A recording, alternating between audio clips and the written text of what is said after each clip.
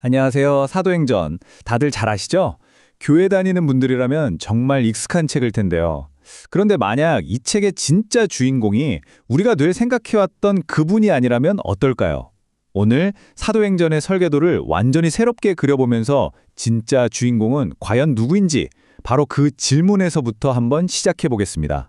자, 이 질문 한번 진지하게 생각해 보자고요. 사도행전의 주인공? 하면 아마 대부분 비슷한 답을 떠올리실 거예요. 그런데 오늘 우리가 함께 살펴볼 이 분석은요, 우리가 너무나 당연하게 여겼던 그 생각에 아주 강력한 도전장을 내밉니다.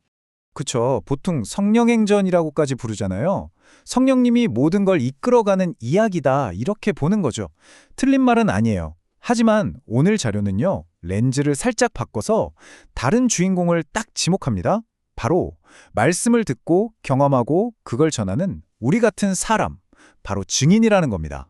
자, 그럼 이렇게 주인공을 성령에서 증인으로 바꾸는 순간 사도행전이라는 이야기 전체가 얼마나 다르게 보이는지 한번 깊이 파고 들어가 볼게요. 이 관점의 전환이 모든 걸 새롭게 해석하는 열쇠가 될 겁니다. 그러니까 핵심은 이거예요. 생각해보면 되게 간단한 건데 사도행전이 성령님 읽으라고 쓴 기록은 아니잖아요. 그죠? 이 책의 진짜 독자는 바로 데우빌로, 그리고 오늘날의 우리, 바로 교회라는 겁니다. 우리에게 행동하라고 우리를 위한 일종의 행동 지침서인 셈이죠. 그리고 바로 이 지점이 오늘 분석의 심장입니다. 사도행전은 그냥 와, 옛날에 정말 대단한 일이 있었구나 하고 감탄하고 끝나는 책이 아니라는 거예요. 이 책을 읽고 있는 바로 당신이 이 역사를 계속 써내려갈 그 한 사람이 되라고 아주 강력하게 말을 걸고 있는 겁니다. 다음으로 넘어가서 그럼 이 증인이라는 역할이 구체적으로 어떤 구조로 이루어져 있는지 한번 볼까요? 오늘 자도는요. 증인의 역할을 떠받치는 아주 중요한 세 가지 기둥이 있다고 말합니다. 이 세 가지가 하나처럼 딱 맞물려 돌아가야 진짜 증언이 된다는 거죠. 바로 말씀, 성령, 그리고 증인입니다.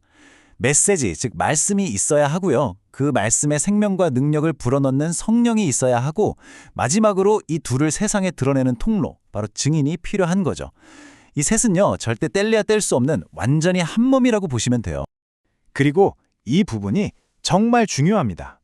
오늘 자료는 이 셋 중에 어느 한쪽에만 치우치는 신앙이 얼마나 위험한지를 경고하고 있어요. 말씀 지식만 강조하거나 아니면 신비한 능력이나 체험에만 매달리거나 그것도 아니면 그냥 인간적인 노력과 열심만 내세우면 결국 신앙의 균형이 와르르 무너지고 왜곡될 수밖에 없다는 겁니다. 근데 있잖아요.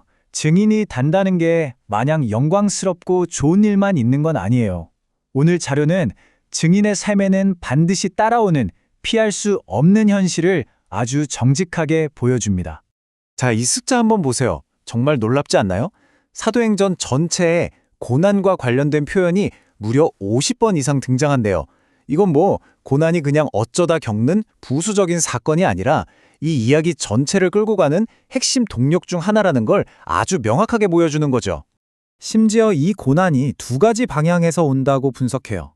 하나는 세상으로부터 오는 박해나 위협 같은 외부적인 고난, 그리고 또 하나는 바로 교회 공동체 안에서 터져나오는 원망, 다툼, 분열 같은 내부적인 고난입니다. 어쩌면 이 안에서 겪는 고난이 더 힘들었을지도 모를 일이죠. 자, 이제 사도행전의 전체 구조를 보는 아주 새로운 틀을 소개해 드릴게요. 우리가 보통 바울의 1차, 2차, 3차 선교 여행 이렇게 외웠잖아요.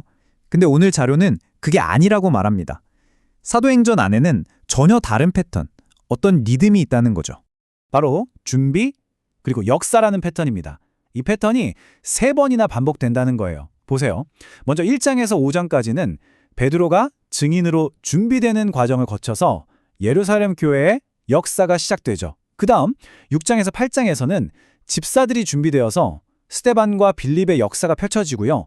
마지막으로 9장부터 끝까지는 바울이라는 인물이 철저하게 준비된 후에 온 세상을 향한 선교의 역사가 쓰여지는 겁니다. 와, 이렇게 보니까 사도행전의 흐름이 정말 한눈에 들어오지 않나요? 그렇다면 이 엄청난 내외부의 고난을 뚫고 증인의 사명을 완수하기 위해서 이들에게 주어진 핵심 무기는 과연 무엇이었을까요? 오늘 분석은 딱 두 가지를 강조합니다. 바로 기도와 담대함입니다. 사도행전에서 기도는 28번, 담대함은 14번이나 언급된다고 해요. 이 숫자만 봐도 이 두 가지가 증인의 여정에서 얼마나 필수적인 생존 키트였는지 바로 알 수 있죠. 특히 이 담대함을 뜻하는 헬라어 파레시아라는 단어의 어원을 뜯어보면 그 의미가 정말 기가 막힙니다. 모든 것을 뜻하는 파스와 말하다라는 뜻의 레오가 합쳐진 단어인데요.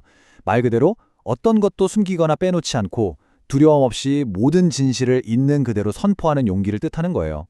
그리고 바로 이 파레시아가 사도행전의 대미를 장식합니다. 사도행전의 맨 마지막 문장이 뭔지 기억하세요?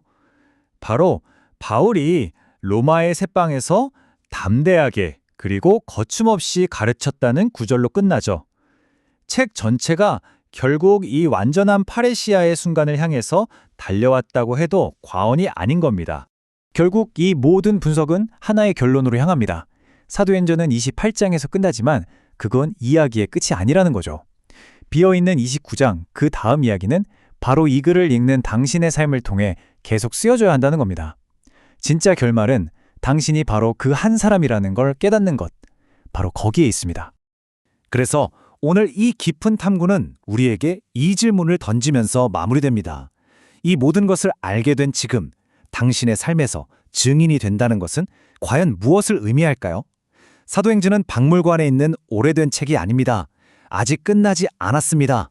바로 우리를 통해 계속되고 있으니까요.